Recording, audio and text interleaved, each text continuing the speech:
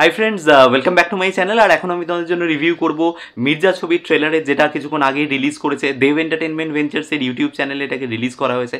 কেমন লাগলো আমার এই পার্টিকুলার ছবির ট্রেলার, ডিটেলসে কথা বলবো এই ভিডিওতে। রিকোয়েস্ট একটাই, ভিডিওটা শুরু থেকে শেষ পর্যন্ত দেখো। আর কোনো কিছু যদি ভালো লেগে থাকে তাহলে ভিডিওটাকে লাইক, শেয়ার আর চ্যানেলটাকে অবশ্যই সাবস্ক্রাইব করে নিতে হবে।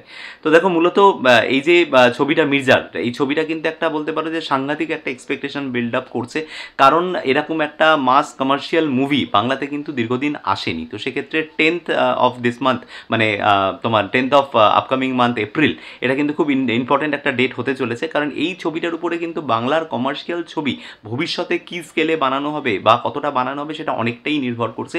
অনেকেই তাকিয়ে রয়েছে এই ছবিটার বক্স অফিস সাফল্যের দিকে। কারণ আমরা কমপ্লেন করি যে বক্স অফিসে মানে এরকম কমার্শিয়াল ছবি কেন হয় না, মাস মাসালা এন্টারটেইনার কেন হয় না বাংলাতে। তো এটা কিভাবে মানুষ অ্যাকসেপ্ট করছে সেটা অনেকটাই নির্ভর করছে আগামী দিনে বাংলা ছবির কমার্শিয়াল মাস মাসালা ছবির ভবিষ্যৎ।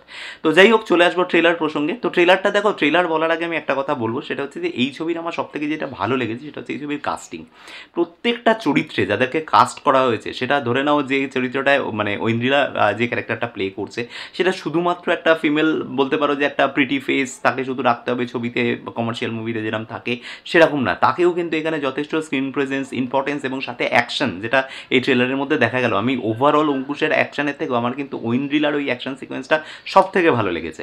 তো এরকমই ধরে নাও এখানে কৌশিক গাঙ্গুলি, যার কিন্তু ভয়েস মডুলেশন সাংঘাতিক লাগছে এখানে শুনতে, এবং পাশাপাশি ঋষি কৌশিক। তো এই যে ক্যারেক্টারগুলো যাদেরকে মানে কাস্টিং করা হয়েছে, এবং তোমার যে শোয়েব বলে যে ছেলেটি রয়েছে, ওকে যে কাস্টিং করা হয়েছে এত ইম্পর্টেন্ট একটা ক্যারেক্টারে, এগুলো কিন্তু বেশ ভালো কাস্টিং। এই ছবির কিন্তু অসাধারণ লাগছে আমার।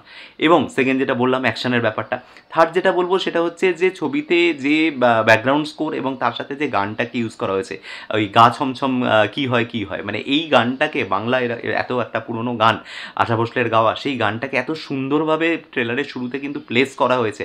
প্রথমে একটা বলতে পারো যে একটা কবিতার লাইন, এবং তারপরে সে ডিরেক্টলি চলে আসছে হচ্ছে ওই গানটা, এবং সেটা কিন্তু একটা পুরো ট্রেলারের মুডটা সেট করে দেয়। সেই বিজিএমটা এত অসাধারণ হয়েছে যে পুরো মুডটা কিন্তু ট্রেলারের শুরুতেই সেট করে দেয়। এবং তারপরে যেটা রয়েছে সেটা হচ্ছে যে ডেফিনেটলি মানে তারপরে যেটা ইম্পর্টেন্ট রোল প্লে করছে সেটা হচ্ছে যে কৌশিক গাঙ্গুলির ডায়লগ এবং অঙ্কুশের মুখে যে অঙ্কুশের যে ডায়লগগুলো, ডায়লগ রাইটিং কিন্তু একটা মাস মাসালা এন্টারটেইনারে কিন্তু খুব ইম্পর্টেন্ট রোল প্লে করে। এই ধরনের ছবির ডায়লগ কিন্তু লোকের মুখে মুখে ফেরে, মানে দর্শক মানে বেরিয়ে একটা কোনো হিরোর বা একটা কোনো ডায়লগ ফেমাস, সেটা মুখে লোকের দর্শকের মুখে বারবার বলবে তারা, তবেই এই ছবির সার্থকতা।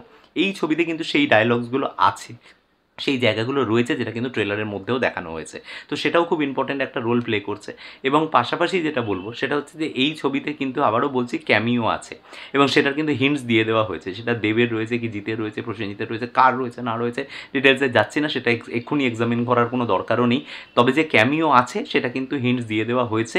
একদম ট্রেলারের শেষে যদি তোমরা দেখো, সেখানে কিন্তু একদম সুটেড বুটেড একজন ভদ্রলোক এসে কিন্তু একটা অর্কেস্ট্রার সামনে দাঁড়াচ্ছে, এবং সম্ভবত মনে হচ্ছে তিনি সেলিব্রিটি। এই গল্পের নিরিখে কোনো একটা জায়গায় ডেফিনেটলি তার একটা ইম্পর্টেন্স থাকবে। এবং তিনি যে সেলিব্রিটি, তাকে কিন্তু একদম বলতে পারো যে সাথে কিন্তু সব তোমার আর্মড সমস্ত বডিগার্ডরা রয়েছে, তারা এসকর্ট করে তাকে কিন্তু নিয়ে আসছে এবং স্টেজের উপরে সে এসে দাঁড়াচ্ছে। তো এই যে জায়গাটা, এটা কিন্তু একটা গুজবাম মোমেন্টস, মানে কে এটা, মানে এইটা নিয়ে কিন্তু একটা এখন প্রচুর আলোচনা হবে, ভিডিও তৈরি হবে। তো সেই জায়গাটাও কিন্তু বেশ ভালো। তো ওভারঅল আমি বলবো যে অঙ্কুশ যে সময়টা নিয়েছে এই ছবিটাকে বানানোর জন্য, অ্যান্ড ফাইনালি যে ছবিটা এইভাবে আসছে, মানে এতটা বড় স্কেলে এইভাবে তৈরি করা হয়েছে ছবিটা, আমার কিন্তু ট্রেলারটা ওভারঅল বেশ ভালো লেগেছে। এবং সামহাও কোথাও একটা মানে এইরকম মনে হচ্ছে এই ছবিগুলো কিন্তু ন্যাশনাল লেভেলে কম্পিট করতে পারে, মানে এই ছবিগুলোকে কিন্তু প্যান ইন্ডিয়া স্কেলে কিন্তু রিলিজ করা যায়। যদিও অঙ্কুশ হয়তো সেইভাবে এক্ষুনি ভাবছে না, কিন্তু এই ছবিগুলো সেই স্কেল আপটা হচ্ছে। তো this is the positive part of it. তো ওভারঅল আমার ট্রেলারটা খুবই ভালো লেগেছে। তোমরা দেখো, দেখে কমেন্টে এসে জানাও যে তোমাদের কেমন লেগেছে ট্রেলারটা। এই ভিডিওর যদি কোনো কিছু ভালো লেগে থাকে তাহলে ভিডিওটাকে লাইক, শেয়ার আর চ্যানেলটাকে অবশ্যই সাবস্ক্রাইব করে নিও। দেখা হচ্ছে তোমাদের সাথে আমার পরের কোনো ভিডিওতে। Till then, bye by.